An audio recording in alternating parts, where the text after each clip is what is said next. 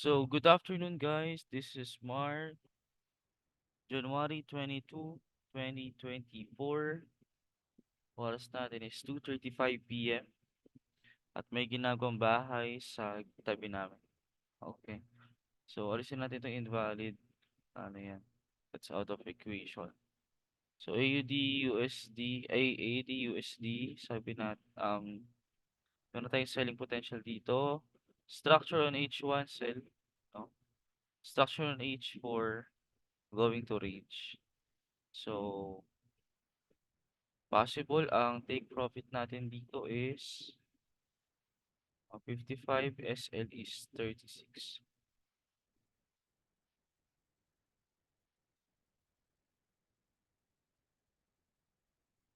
Ay, 60. Oh, sige, next ka JPY. Ka JPY, structure, buy daw. Oh, oh. Ranging, nag-breakout, yes. So, pullback, abang tayo ng entries pullback sa wag line, no? 44, -44. Take profit natin is dito sa H4, 133. Butin kaya ano natin, 133. Swing play to. Swing play yan. Then Euro odd. Uh, H4 tayo titingin ng structure, no? So sa AUD USD, ang structure niya sa H4 is mm, trend.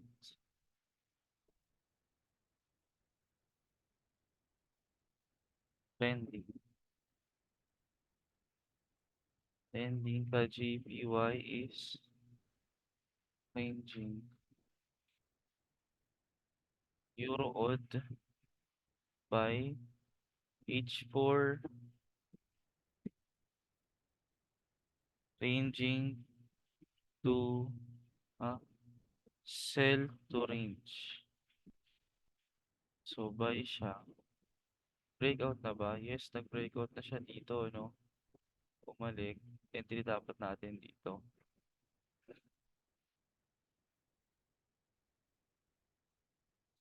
Ah,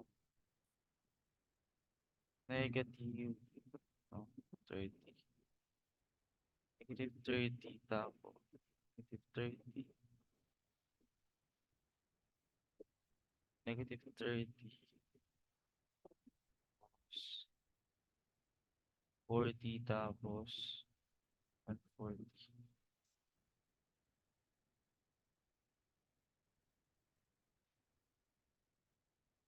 Euro JPY.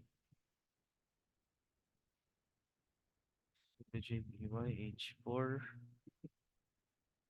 H4 ranging tayo. Ranging.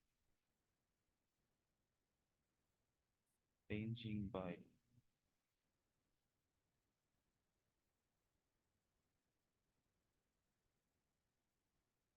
Buy daw by. Okay, let's see on H4. So tayo pwede mag-buy dito.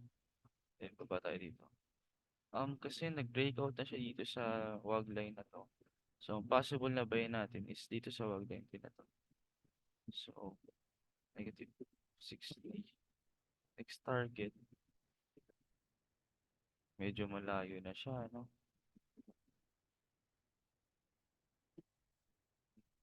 Is mo na to, huwag mo natin ito puntahan. Pero nag-continuation na kasi siya eh. So, sige. Diyan lang muna yan. Pero, mm, sige. Pwede kasi nating i-entry dito is itong low na to. 60, -60.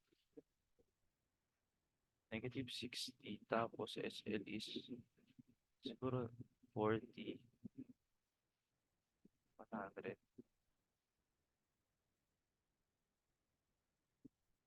Euro NCD.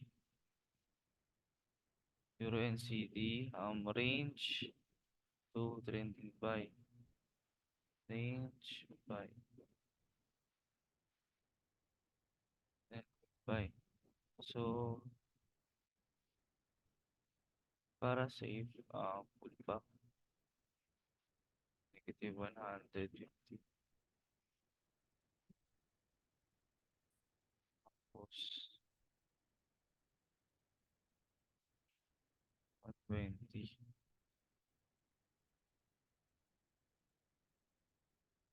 Odd. GBP odd naman. Ranging. Range buy.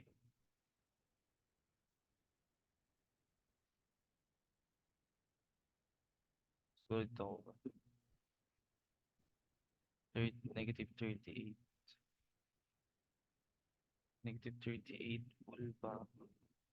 Tapos, 150.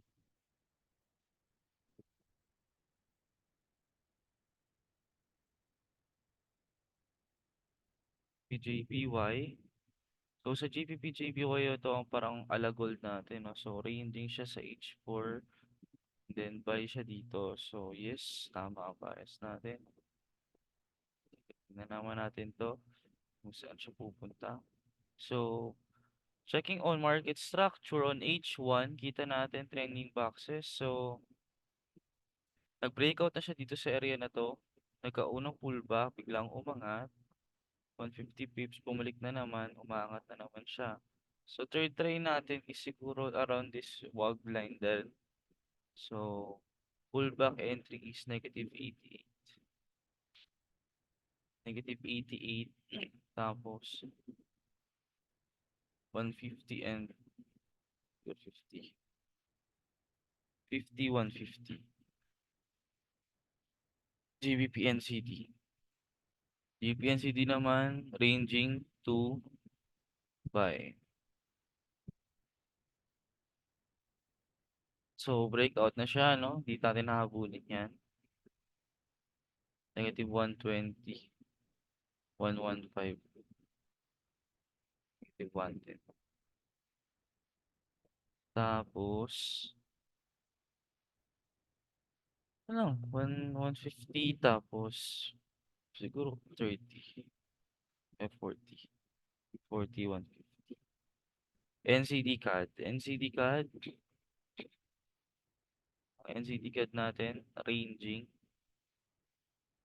Pero down siya. R, S. Ranging sell. Ranging H4 sell sa dito sa zone. Yan, so, bali, nag-breakout na siya dito. Nag-pullback na siya.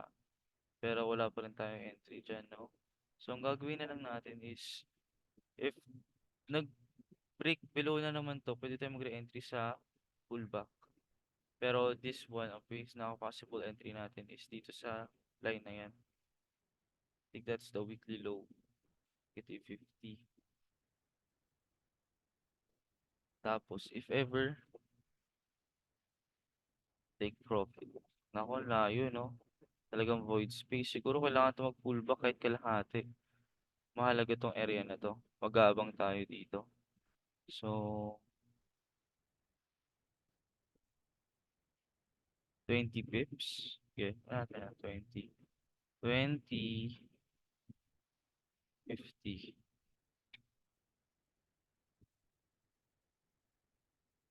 NCD USD.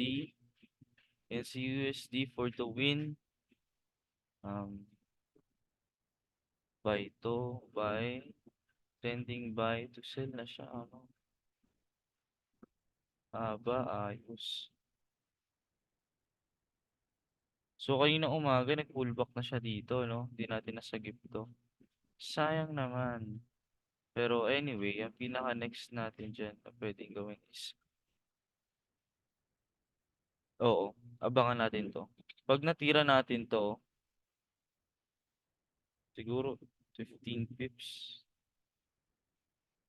45.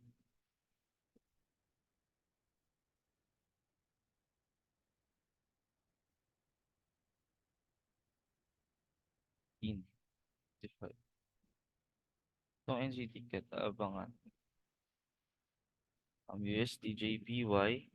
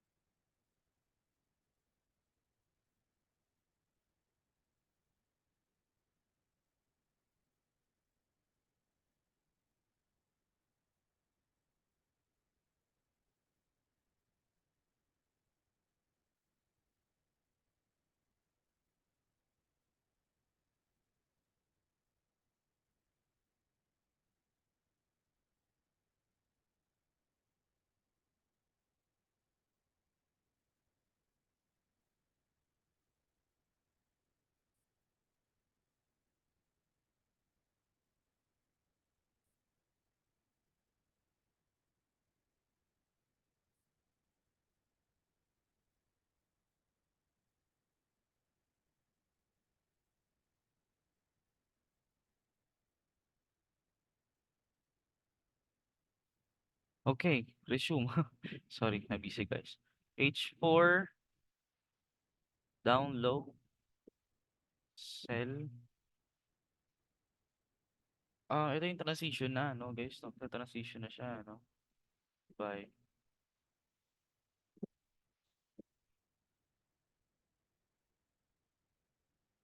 Pwede na dito habulin.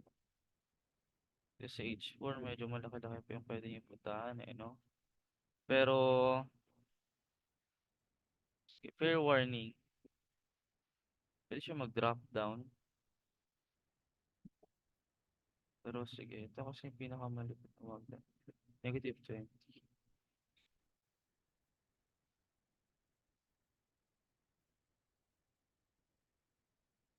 Tapos,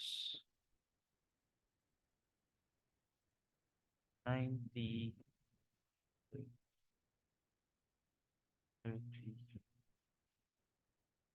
There we go.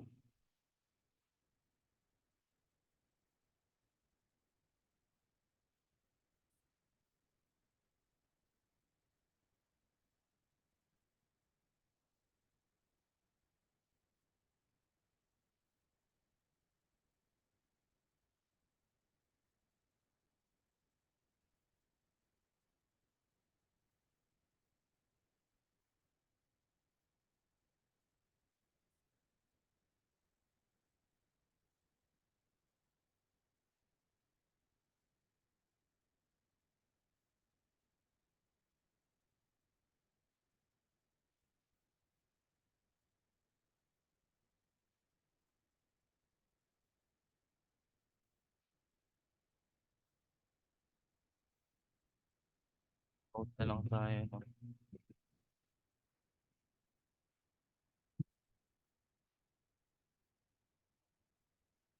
There.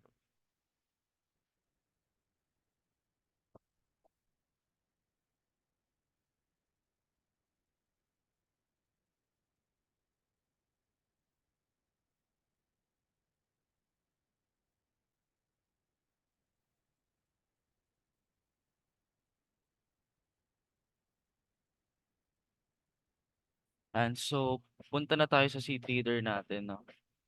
We're done with the analysis. So, pinaka-best bet is AUD-USD. AUD-USD.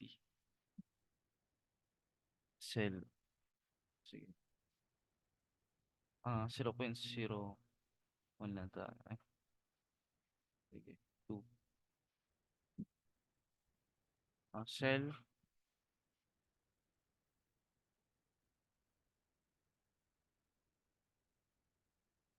Sell. Tapos, buy stop it sa taas. Previous high.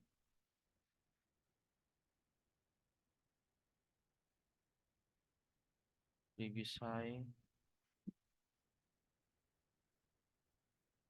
27 pips. Sige. Dito na lang natin yan since Pa-range na rin naman ito. Ka-JPY. Silipin natin. Buy. Buy tayo dito. Pag na-trigger, sell limit. Sell stop.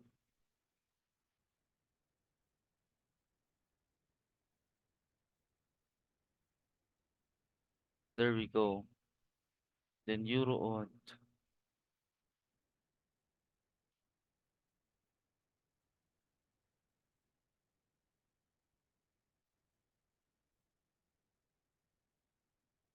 Euro odd, -33. Ito, no? Siguro dito lang babae. Set alert na lang tayo. Set alert. Set alert tayo dyan. Euro odd. Euro JPY.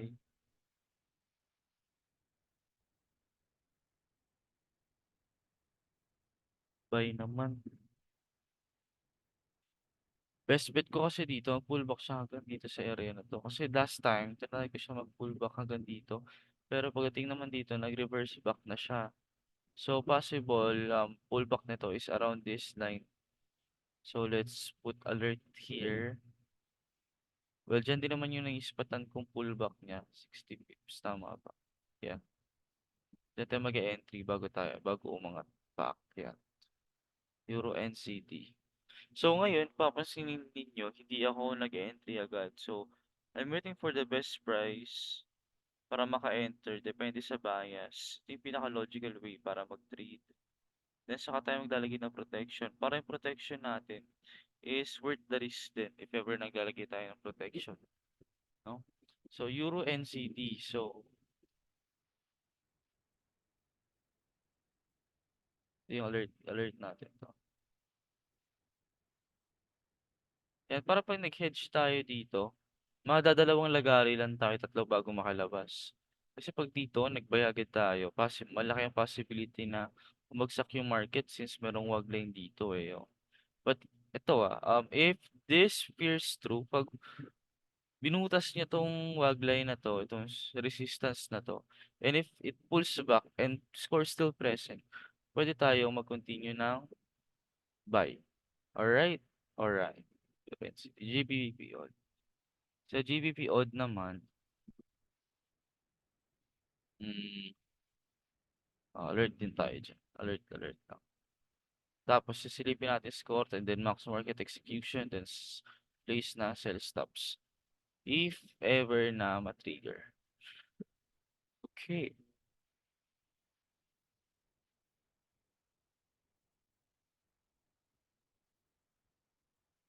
GBP JPY. Buy din to. So, nag-breakout na siya, no? Ito kasi entry natin, no? Kung nag-entry sila dito, eh, panalo na. Pero, nalalagay yung alert dito.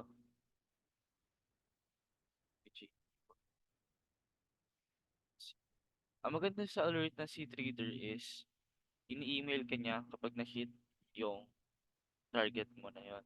Kung saan mo linigay yung alert. So, kaya dito ako naglalagay ng alert. Problema lang dito, wala siyang boxes. Para ma-check natin yung structure if good siya. Ayan, NCD CAD sell. Ayun no, grabe yun, nag-breakout to. Magpo-pullback yan, Lods, dito. Pullback yan. Pag hindi to nag-pullback, ewan ko na lang. Pero magpo-pullback yan. Nag-breakdown na siya eh. Pullback and then continuation. Yun yung pinakailangan nito para magtuloy-tuloy yung trend. NCD USD naman, sell din. So, breakout na siya, no? Pero, ito yung maglalagay dyan. Check kung may score yan, may breakdown yan. SDK.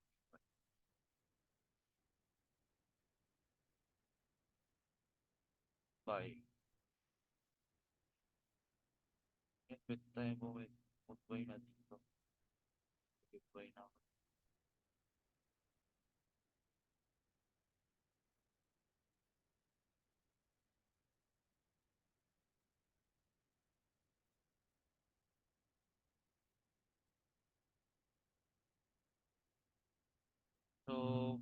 magiging 50-50 siya, ano, search tab.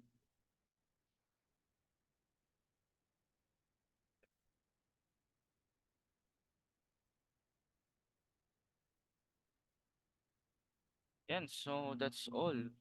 So NCD card. Bali, mag-place na ako ng pending order dito sa aking Prof Firm account. So, ano ba? NCD card ba? Oo, NCD card. Yan, ito dito.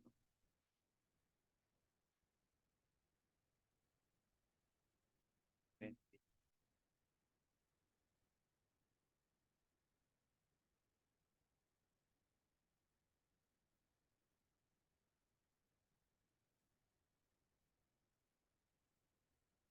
Pending tayo dyan. Then, gagawin din natin na sa lahat ng account.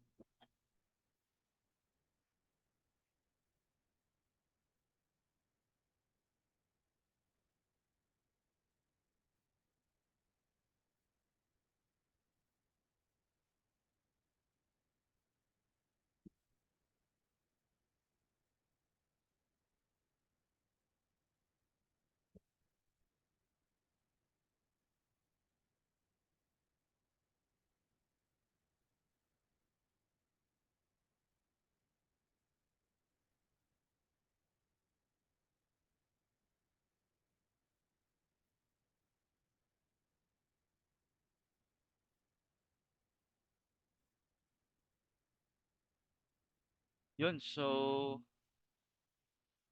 trades has been taken.